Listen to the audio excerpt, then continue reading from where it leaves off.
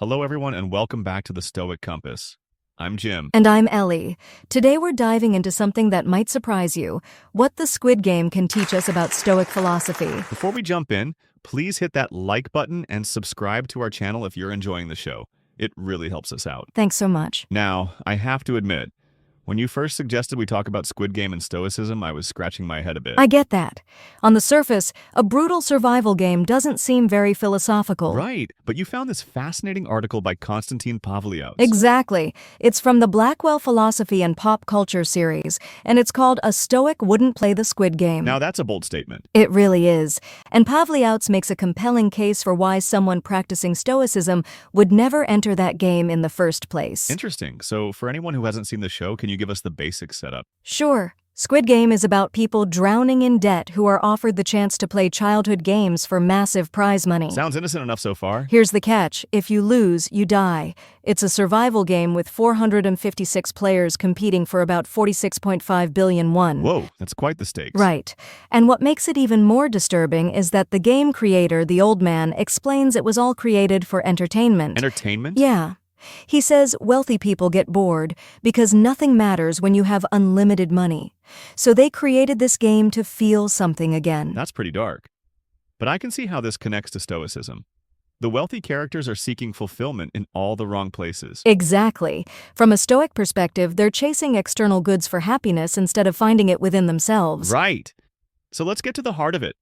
Why wouldn't a Stoic play this game? Well, Pavliouts points to Epictetus's teaching about proper desire and aversion. Stoics learn to desire only what's completely under our control. Which would be our thoughts and actions. Exactly. But most people desire wealth, health, status, things we can't fully control. So the characters in Squid Game are essentially chasing something external to solve their internal problems. That's it.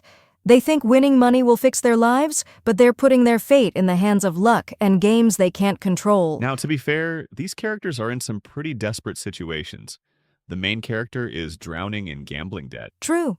And Pavliouts acknowledges this. He even mentions that the show reflects a real debt crisis in South Korea. So, we're not talking about people who are just being greedy. These are people facing genuine hardship. Absolutely. But here's where Epictetus's own story becomes really powerful. Oh yeah, tell us about that. Epictetus was a slave. He wasn't some privileged philosopher. He also had a disabled leg, probably broken by his master. Wow, so he knew real suffering. Exactly. And despite this, he wrote something really profound. He said, sickness is a hindrance to the body, but not to your ability to choose. That's powerful. Right. And Pavliouts applies this to the Squid Game characters. He says debt is a hindrance to something else, but not to yourself. So even in desperate circumstances, we still have the power to choose our response. That's the core Stoic teaching. Yes, the society might be unjust, the game might be immoral, but you don't have to be unjust and immoral yourself. I love that distinction. We can't control what happens to us, but we can control what happens in us. Exactly. And this is where the article gets really interesting. Pavliouts imagines a thought experiment. Okay, I'm listening. He says, imagine you're in debt and have three options: commit suicide, sell your kidney to debt collectors, or play the Squid Game. Those are some pretty grim choices. Right. But he walks through what a Stoic would do. First, they wouldn't play the game because it depends on luck. Makes sense. You can't control whether you'll win or lose. Exactly. As for suicide, while Stoics believed it could be rational in extreme circumstances, debt probably wouldn't qualify. So that leaves selling the kidney. Right. It's the one choice that's entirely up to you. It clears the debt and lets you live according to reason and virtue. That's a hard choice, but I can see the logic. You're taking control of what you can control. And here's what I find really beautiful about Pavliouts' analysis. He suggests that making this difficult choice might actually be liberating. How so? It could be the wake-up call that shows you what really matters in life, the peace and serenity that come with controlling your own mind. So sometimes our greatest challenges can become our greatest teachers. Exactly.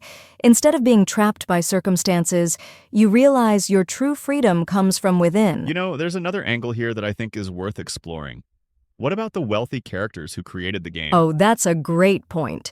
They're actually a perfect example of what Stoics warn against. How so? They have unlimited external goods, money, power, luxury, but they're miserable because they haven't developed internal virtue. Right.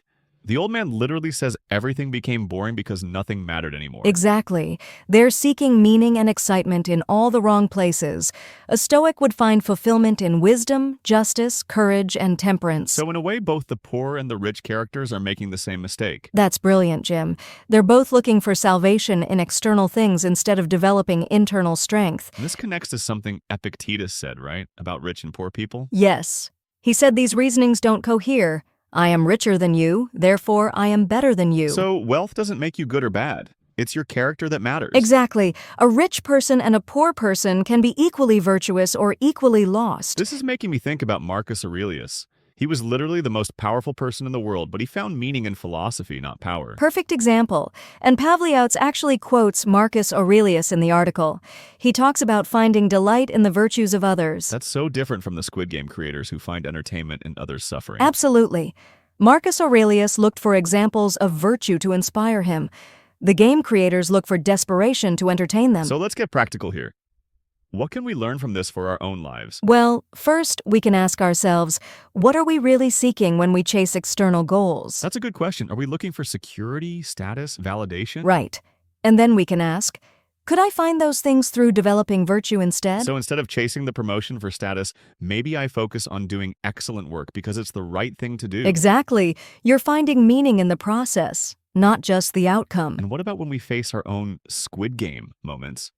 Those times when we're really tempted to compromise our values. That's when we remember Epictetus's teaching. We have a choice. Always. Even when the circumstances are really difficult. Especially then. That's when our character is truly tested. It's easy to be virtuous when everything's going well. So the real question isn't, what can I get, but who can I become? Beautiful way to put it, Jim. And that's something no one can take away from you. You know, there's something else that strikes me about this. The Squid Game is supposedly about choice, but it's really about desperation. That's a great observation. True choice requires wisdom and self-control. Right. When you're desperate, you're not really choosing freely, you're just reacting. Exactly.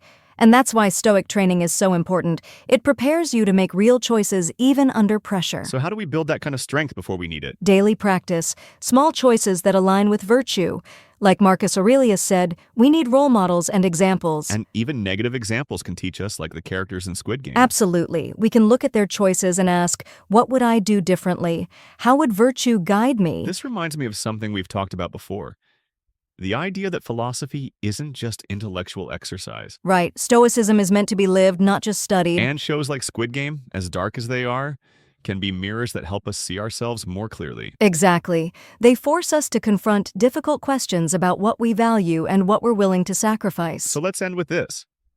If you found yourself in desperate circumstances, what would you want to remember? That your circumstances don't define you, your choices do, and you always have the power to choose virtue. Even when it's hard. Especially when it's hard. That's when virtue matters most. Anyone can be good when it's easy. Well, this has been a fascinating deep dive into some pretty dark material, but I think we've found some real light in it. Absolutely. Thanks to Konstantin Pavliouts for such a thought-provoking article. It really shows how ancient wisdom can illuminate modern stories. And remember, you don't have to wait for extreme circumstances to practice these principles. Start with small choices today. Every moment is a chance to choose virtue over convenience, courage over comfort, wisdom over impulse. Thanks for joining us on the Stoic Compass. Until next time, remember, you always have a choice. Make it a virtuous one.